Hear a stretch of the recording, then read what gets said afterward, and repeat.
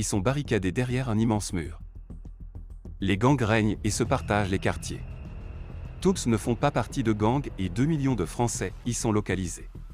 Un de ces quartiers est dirigé par Leto. Dans cet apocalypse, ils se diffèrent en ayant une éthique. Un jour, ils sont attaqués par K2, général du gangster, Taha, et son gang. Leto leur a volé sa marchandise. Ils viennent la reprendre mais Leto s'en est déjà débarrassé. Quand ils le retrouvent, Leto leur échappe. La force de celui-ci est un talent spectaculaire pour le parcours. À travers les différents bâtiments, il parvient à leur échapper, ses poursuivants n'arrivant pas à le suivre. K2 rapporte son échec à Taha. Il est sans pitié et exécute un par un les hommes de l'attaque. K2 propose alors, étant donné qu'ils ne peuvent pas attraper Leto, de prendre en otage sa sœur, Lola. Il s'exécute sans crainte, devant des témoins trop effrayés.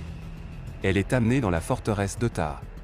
Celle-ci est une vraie usine, mélangeant laboratoire et armée personnelle. Il amène la belliqueuse Lola à Taha, mais alors qu'il se réjouit de se venger de Leto, celui-ci débarque par la fenêtre. Il le prend en otage contre la vie de sa sœur.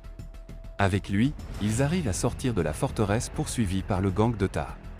Leto et sa sœur se rendent alors au commissariat à la frontière de la banlieue. La sortie du mur lourdement gardée par la police, pour empêcher toute personne des quartiers de sortir. Ils leur livrent Taha avec comme preuve une valise pleine de cocaïne. La police se retourne contre Leto et libère Taha. Ils enferment Leto en cellule et offrent à Taha Lola, sous les yeux de son frère. Le commissaire essaie de plaider devant Leto sur sa lâcheté. C'était le dernier commissariat ouvert. Tous ayant pour ordre de fermer. C'est son dernier jour. Leto bloque alors la tête de celui-ci dans les barreaux et d'un coup le tue. 6 mois plus tard, à Paris, nous faisons la rencontre de Damien, notre deuxième protagoniste. Il revient d'une mission d'infiltration et montre des compétences impressionnantes en parcours et en combat, rivalisant avec celles de Leto. À son retour, il est convoqué par le secrétaire d'État à la Défense pour une nouvelle mission. Un camion transportant des armes a été attaqué à la limite de la banlieue 13, et avec pour cargaison délicate, bombe atomique. Ils veulent que Damien retrouve la bombe, mais il y a un problème, elle est déjà activée. Il ne reste que 23 heures avant l'explosion. Damien ne connaît pas l'endroit et aura besoin d'un partenaire. On lui annonce qu'il va faire équipe avec Leto. Pendant un transfert de prisonniers comprenant Leto, Damien est convoyé comme s'il était un détenu.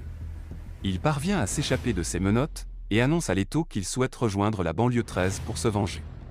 Il mentionne le nom de sa cible, Taha, responsable de la mort de sa famille, et décrit une jeune fille sous l'emprise de la drogue, tenue par une laisse, nommée Lola. Les deux finissent par prendre le contrôle du véhicule. Durant